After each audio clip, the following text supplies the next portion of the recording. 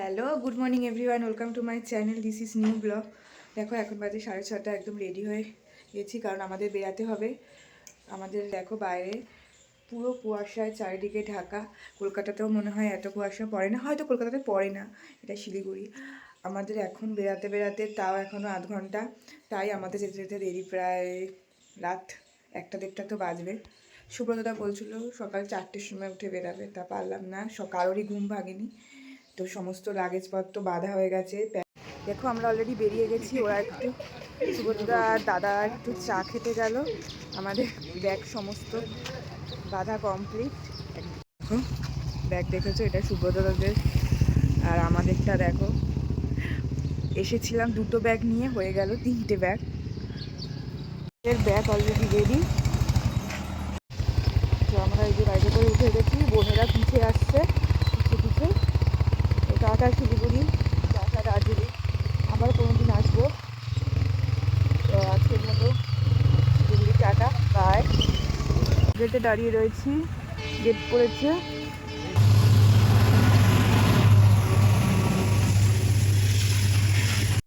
দেখো চারিদিকে পুরো কুয়াশা একদম ঢেকে গেছে।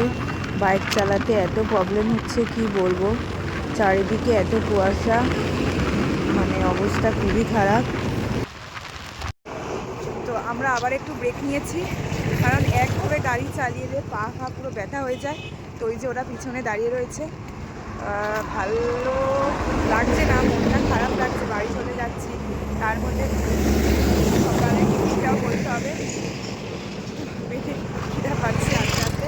এই দিকের অবস্থা দেখো, পুরো জায়গায় একদম কুয়াশায় ঢাকা পড়ে গেছে, কোনো রোদ ওঠেনি। আজকে সূর্যি মামার দেখা নেই, সূর্যি মামা হয়তো আজকে রাগ করেছে, ওই জন্য দেখা দিচ্ছে না। তো চারিদিকে কুয়াশায় ঢাকা, হয়তো আজকে দার্জিলিংয়ে আরও বেশি করে ঠান্ডা পড়বে। আমাদের কালকে অলরেডি বেরিয়ে এসেছি দার্জিলিং থেকে। তো এখন একটু রেস্ট নিয়ে একটুখানি দাঁড়িয়ে আবার যাব। এটা হয়তো কিষানগঞ্জে কিছুটা আগে, তাও এখনও কিষানগঞ্জ বলতে গেলে অনেকটা দূরই আছে। তাই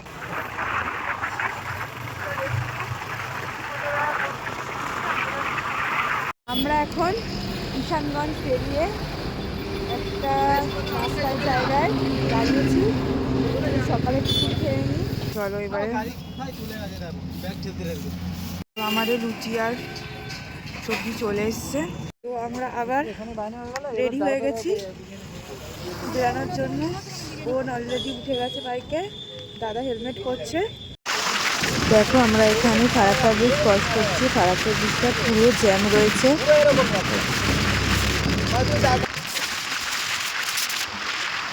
এখন বাজে 3:28, জাস্ট 5 মিনিট হলো ফারাক্কা ব্রিজ ক্রস করলাম। তো অনেকক্ষণ বাইক চালিয়ে, প্রায় 100 কিলোমিটারের মতো হবে, একবারে বাইক চালিয়ে টানা এসেছি।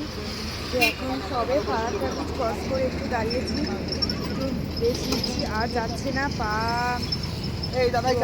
যাচ্ছে। দাদা সুব্রতদা বোন ওদিকে দাঁড়িয়ে দিচ্ছে।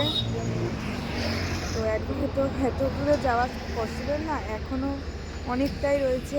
দাদাকে জিজ্ঞাসা করলাম, দাদা বললো যেতে যেতে প্রায় রাত 12টা বেজে যাবে। আবার চা খাচ্ছে, দাদা তো বিস্কুটের প্যাকেট নিয়ে খেতে স্টার্ট করে দিয়েছে। চা ব্রেক হয়ে গেছে, এখন আবার জার্নি স্টার্ট হবে।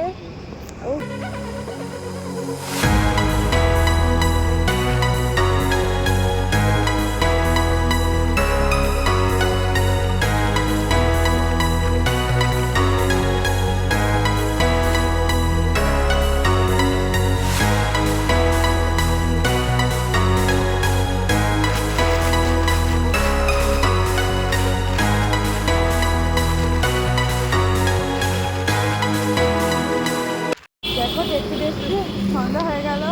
এখন কটা বাজে বুঝলো? এখন বাজে 6:17। আবার একটু ব্রেক নিলাম, বাবার পা পুরো ঝনঝন হয়ে গেছে করছে।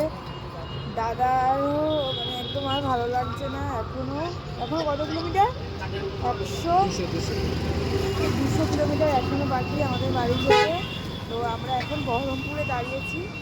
থেকে আমরা তেমনভাবে কিছু খাইনি, সেই যে লুচি আর তরকারি খেলাম, এখন চপ কিনেছে সবাই, চপ খাচ্ছি। কি করবো, খুব লেট হয়, তারপরে রাতে ডিনার করে তারপরে বাড়ি যাবো। চলো এবার আবার একটু রেস্ট নিয়ে আবার বেরানো যাক। এখনও প্রায় 3-4 ঘন্টা লাগবে বাড়ি যেতে।